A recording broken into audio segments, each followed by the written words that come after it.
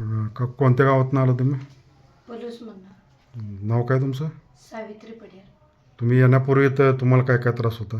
हाताला मुंग्याला येत होते आणि माझ्या हाताला दुखत होतं, झोप लागत नव्हती, रात्रभर रडून काढत होतं. हां. मग इथं आल्यावर मला फरक पडला जरा. किती वेळा आला? 3 वेळा आलो. 3 वेळा आल्यावर मला बरंच फरक पडला. हां. त्याच्यामुळं तिसऱ्यांदा बी आलो. आणि हात पण मागं जात नव्हता ना? हात जात नव्हता. मुंग्या 24 घंटा चालू होत्या. आता मुंग्या येत नाही. हां. हात असं मागं करून दाखवा. मागं पुढं जातो हात. पहिला जात नव्हता अजिबात मला.